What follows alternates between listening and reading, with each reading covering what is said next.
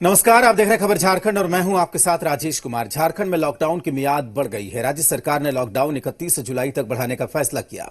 समय समय पर लॉकडाउन में दी गई रियायतें जारी होती रहेंगी। सीएम हेमंत सोरेन ने ट्वीट कर इसकी जानकारी दी। लिखा है, कोरोना से संघर्ष में हमें आप सबके सहयोग से अब तक अपेक्षित सफलता मिली, पर संघर्ष अभी जारी है। तो झारखंड में लॉकडाउन एक बार फिर से बढ़ा दिया गया। हम आपको बता दें कि मुख्यमंत्री ने लिखा है कि आप सबके सहयोग से हमें अब तक कामयाबी मिली है, लेकिन ये संघर्ष जो कोरोना के खिलाफ चल रहा है वो लगातार अब तक जारी है।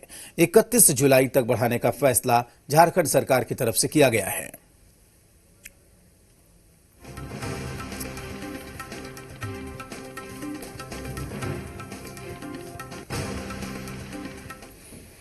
गिरिडीह में कोयला माफिया को अब सीबीआई का भी डर नहीं है। यही कारण है कि सीबीआई ने जिस कोयला स्टॉक को सुरक्षित रखने का निर्देश दिया, कोयला माफिया अब उसी स्टॉक में सेंधमारी करने में जुटे हैं। दरअसल कोल ब्लॉक आवंटन घोटाला मामले में ब्रह्मडीहा ओपन कास्ट माइंस के कोयला स्टॉक को सुरक्षित रखने का निर्देश दिया गया था। ब्रह्मडीहा ओपन कास्ट माइंस मुफस्सिल थाना इलाके के टीकोडीह चुजंका के पास है और कोयला माफिया ने गार्ड को कुछ पैसों का लालच देकर और फर्जी आदेश का हवाला देकर स्टॉक से कोयला गायब किया जाने लगा। अब पूरा मामला उजागर हुआ है। इसके बाद फिर से तफ्तीश तेज हो सकती है। परेशानी है यही कि हम लोग का जल्द से जल्द भुगतान कर दिया जाए कि हम लोग का परिवार सही से चले। इधर उधर कमाते हैं जाकर के तो घर परिवार चलाते हैं और ड्यूटी भी कर रहे हैं।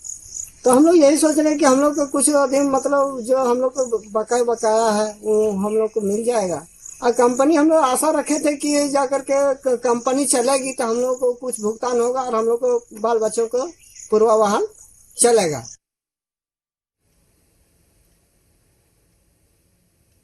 के ओपन माइंस, खदान या फिर कहे तो रेलवे की रेक से कोयला की चोरी लगातार की जा रही है, लेकिन इस बार कोयला माफियाओं ने एक ऐसे घटने को अंजाम दिया है जो काफी चौंकाने वाला है।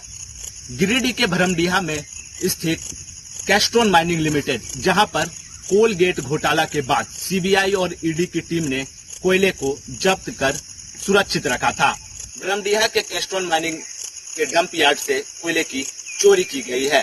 हम इस वक्त मौजूद है ब्रह्मडीहा के कैस्ट्रॉन माइनिंग लिमिटेड में, जहां से कोयले की चोरी की गई है। आपको हम सीधे तस्वीरें दिखाकर यह बताना चाह रहे हैं कि ये जो स्थान है यह कैस्ट्रॉन माइनिंग का लिमिटेड का है और यहीं पर सीबीआई और ईडी की टीम ने हजारों टन कोयले को जब्त कर यहां पर रखा था, लेकिन बीते कुछ दिन पूर्व कोयला माफियाओं ने फर्जी कागजात के आधार पर यहां से हजारों टन कोयले की चोरी कर ली है। अब इस मामले की जब जांच की जाएगी और फिर सीबीआई और सरकार अपने स्तर से भी पूरे मामले की जांच कराएगी, उसके बाद ही यह खुलासा हो पाएगा कि इसके पीछे किनका हाथ है और किन पर फिर सीबीआई और सरकार की तलवार लटकेगी। मृणाल सिन्हा, जी मीडिया, गिरिडीह। झारखंड के शहीद सिद्धू कान्हू के छठे वंशज रामेश्वर मुर्मू की हत्या के मामले पर सियासत गर्मा गई। बीजेपी ने हत्याकांड की जांच की मांग सीबीआई से कराने की मांग की। साहिबगंज में बीजेपी के एक शिष्टमंडल ने शहीद परिवार से मुलाकात की और पुलिस प्रशासन की जांच प्रणाली पर सवाल उठाए। इधर राज्य सरकार की मंशा पर निशाना साधा। बीजेपी के शिष्टमंडल ने मुख्यमंत्री पर गंभीर आरोप लगाते हुए आरोपी के साथ संबंध होने की बात की। इधर शहीद परिवार ने इस साल 30 जून को लगने वाली शहीदों के मेले में सम्मान नहीं लेने की घोषणा की। संभाग परगना में रहा हूं मैं, यहाँ की पुलिसिंग को समझता हूं मैं। इतने भी हम लोग अनप्रोफेशनल कभी नहीं रहे हैं। तो हमारे साथी जो कह रहे हैं बात कि ये विशेष डायरेक्शन में ऐसा किया जा रहा है, इस केस को स्लो डाउन किया जा रहा है, इन्वेस्टिगेशन को स्लो गति इसको नहीं दिया जा रहा है और मंशा नहीं है कि किसी अक्यूज को इसमें पकड़ा जाए। माल्यार्पण नहीं होगा, जो प्रतिमा है वो नहीं होगा। उन्होंने हम लोगों से आग्रह किया और देशवासियों से या संथाल समाज से भी वो आग्रह कर रहे हैं, जब हमें न्याय ही नहीं मिल पा रहा है तो सम्मान कैसे। और इसीलिए उन्होंने कहा न्याय नहीं तो सम्मान नहीं। तो पूरा आज हमारा पूरा टीम आया है। हम उनके निर्णय का, हम सभी लोग उनके निर्णय का सम्मान करते हैं और उनके साथ हम लोग खड़े हैं। हम लोग सीबीआई जांच के लिए मांग रखी है। जब तक हम सभी वंशज परिवारों को न्याय नहीं मिलती है तब तक हम लोग को सीधो कानून मुर्मू को पार्टी लोग के आदमी को महिलापन करने के लिए नहीं दिया जाए। कौन सी जांच के लिए कौन सी प्रक्रियाएं हैं ये हमें बताने की जरूरत नहीं है, किसी से पूछने की भी जरूरत नहीं है। राज्य के मुख्यमंत्री जो प्रावधान है, जो नियम है, उसके आधार पर वो अनुशंसा करें।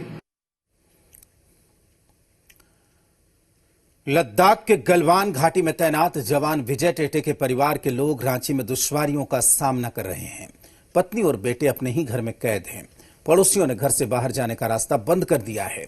इसे लेकर मुख्यमंत्री कार्यालय में भी शिकायत की गई, लेकिन कोई हल नहीं निकला। इसके बाद आपका अपना नंबर 1 चैनल जी बिहार झारखंड आगे आया और पूरे मामले की पड़ताल को सबके सामने रखा। जी बिहार झारखंड की खबर का असर भी हुआ है। प्रशासन ने जल्द ही बॉर्डर पर तैनात जवान के परिवार को रास्ता देने की बात कही है।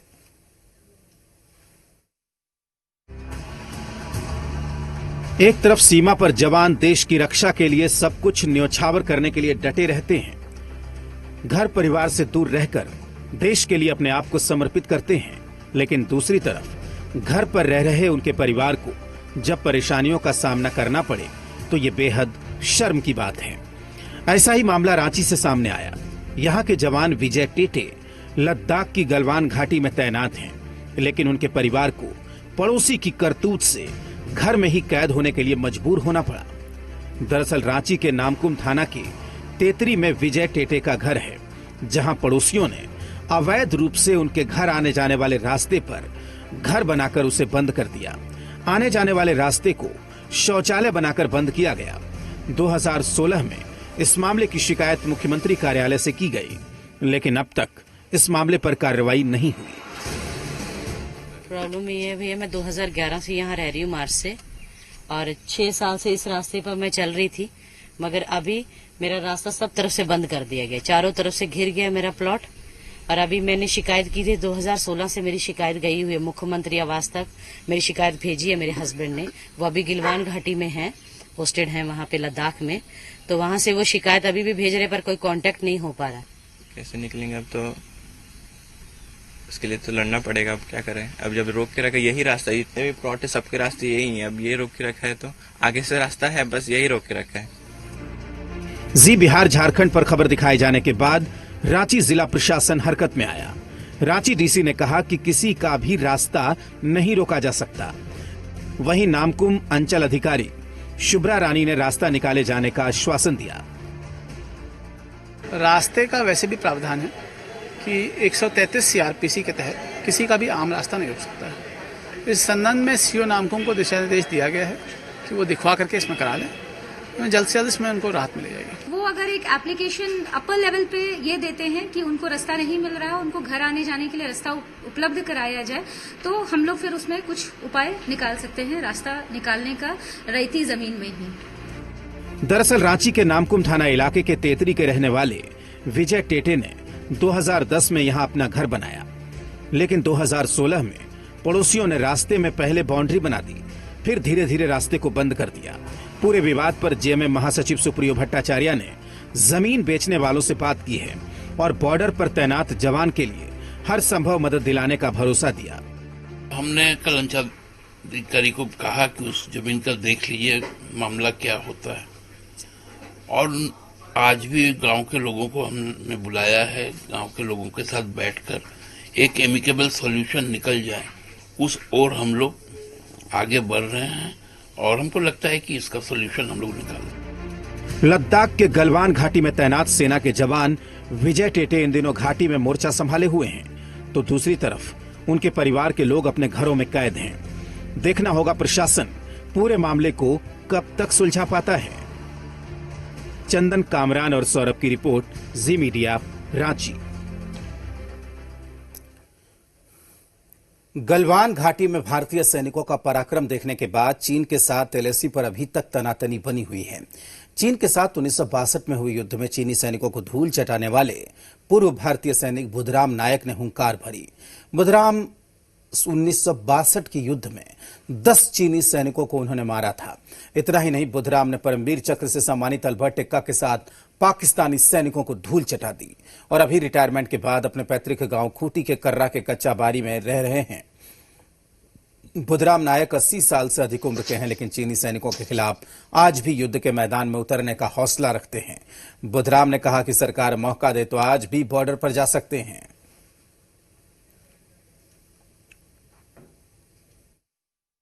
वहाँ उतना मारपीट तो नहीं चला है, शांति से हुआ है वहाँ, लेकिन अत्याचार ही ज्यादा हुआ है वहाँ। जितना बंगाली लोग को खड़े खड़े बैनट मार देता था वो लोग। कौन था वो? पाकिस्तान वाला। अच्छा, पूर्वी पाकिस्तान बोलते थे उसको, चटगांव का उस समय। हाँ, पूर्वी पाकिस्तान।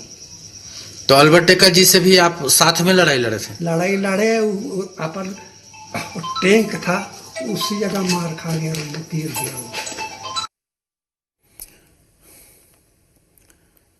रांची के मोरहाबादी मैदान में गांधी प्रतिमा के सामने शहीदों को सलाम कार्यक्रम का आयोजन किया गया। इसमें प्रदेश कांग्रेस के नेताओं ने शहीदों को श्रद्धांजलि दी।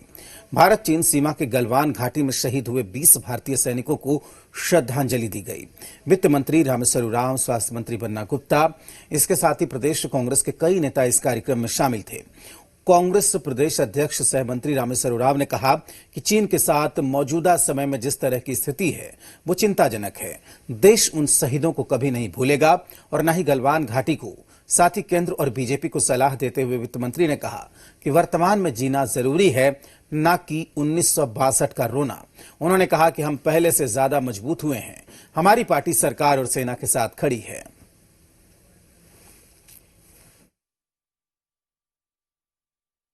सच्चाई भी है, अतीत भी है, सच्चाई भी है। ऐसा हुआ, चीन ने खंजर भोंका भारत के पीठ में, लेकिन हम अभी न देखेंगे। हमको वर्तमान में न रहेंगे, हम जिएंगे और भविष्य को बेहतर न बनाएंगे, तो बजाय इसके कि पीछे चले जाते हैं नरेंद्र मोदी जी या उनके साथी लोग। ऐसा नहीं होना चाहिए और राहुल जी के बयान को हम लोग सही मानते हैं। आज बहुत दुख और दुर्भाग्य भी है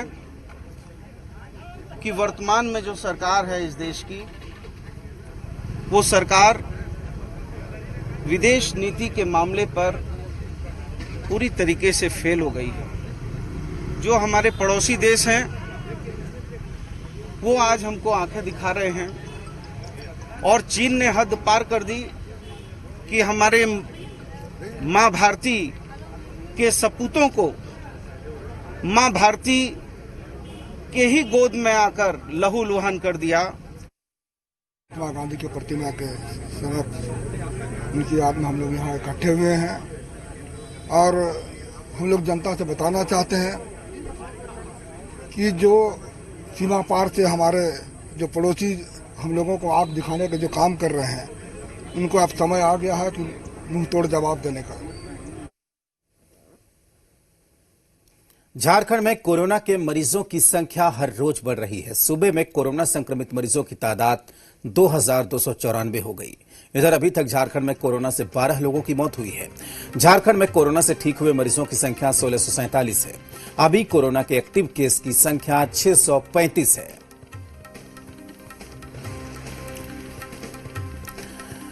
कोडरमा से राहत भरी खबर आई। आज एक साथ 23 कोरोना संक्रमित मरीजों को अस्पताल से छुट्टी दे दी गई। होली फैमिली में बने कोविड-19 अस्पताल में आज 23 मरीजों ने कोरोना को मात दी और उन्हें अस्पताल से डिस्चार्ज किया गया और 14 दिन के होम क्वारंटीन की सलाह दी गई। कोडरमा में अब तक कोरोना के 170 मामलों में 139 लोग स्वस्थ होकर घर लौट चुके हैं। 170 जो मरीज यहाँ पे टोटल संक्रमित पाए गए थे, उसमें से 139 लोग आज की डेट में रिकवर होकर घर चले गए हैं और ये रिकवरी रेट का प्रतिशत आज के दिन में 81% है। तो कहा है कि 14 दिन का होम क्वारंटाइन का अवधि पूर्ण होने के उपरांत ये लोग हमारे जिला प्रशासन के ब्रांड एम्बेसडर के रूप में काम करें। वक्त एक छोटे से ब्रेक का है, जल्द लौटते हैं। सुनहरे भविष्य की है चाह, तो जानिए कौन